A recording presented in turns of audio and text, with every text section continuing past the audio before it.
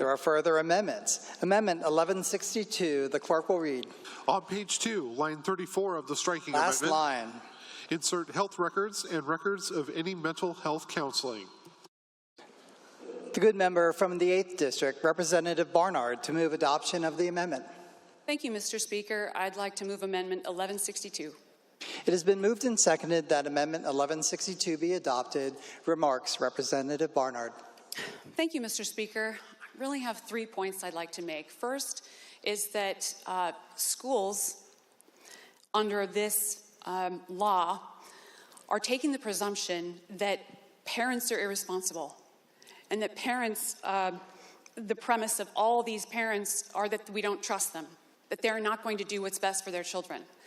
This amendment, Mr. Speaker, allows that parents can go into their schools and for those children that are 12 and under, receive those medical records for their mental health, their physical well-being, and it is my responsibility as the parent to my children to make sure that they, for their upbringing and for their well-being.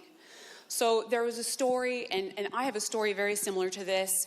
I will share very quickly. That is that my son, when he was in elementary school, he was bullied. He received some medical care. There were things going on in our home that were also concerning to my son, and he was acting out in certain ways. And so he received health care. He received mental health care. He was written up. And it was very, very difficult for me then later to go back and ask, what has already been done for him? How has this been dealt with? What can we do as far as I'm getting a hold of these records so that I can take a look and go take him to get the care that he needs and to further what the school has been doing. I wasn't given that information. They could have just redacted anything personal regarding other students or whatnot, but that didn't happen. I need parents that are responsible, that love their children. We should trust parents for the well-being and care of their own children to make the best decisions as far as their medical care, their mental well-being, or anything else that needs to be addressed. We know the statistics are already in. The facts already say that children do better in school when their parents are involved. I want to do what's right and best for my children in their care, and by not allowing us to have access to records is not acceptable. Please vote yes on this amendment. Thank you. The member from the 8th District, Representative Barnard.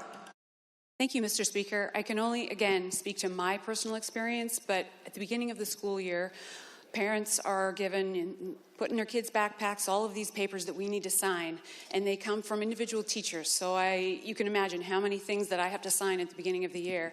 But one of those papers that I have to sign is permission to give medications through the school nurse, such as Tylenol or ibuprofen.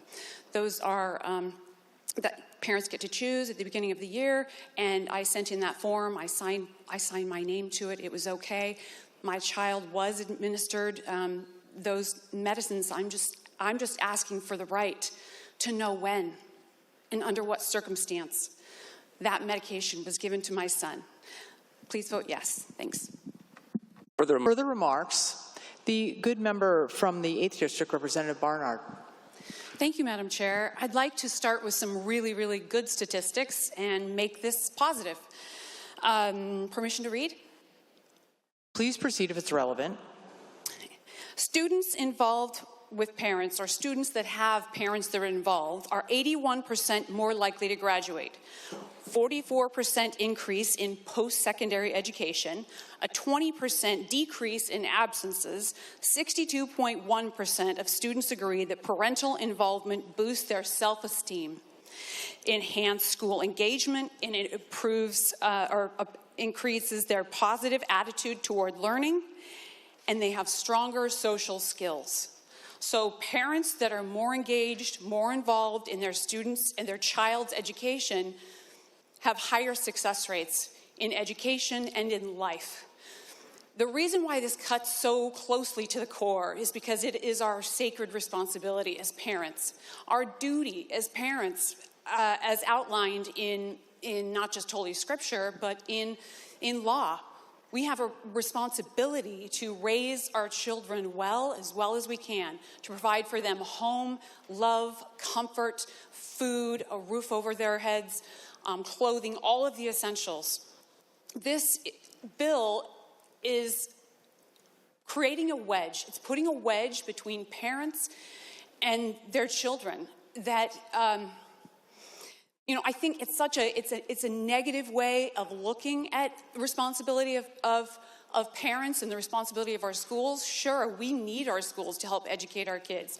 My kids have all gone through public schools and had a wonderful experience. But I feel like the schools should not operate under the premise that the parents are bad or dangerous. That type of premise, again, creates that wedge. We should be doing everything possible to strengthen the parent-child relationship, not create wedges. Vote no.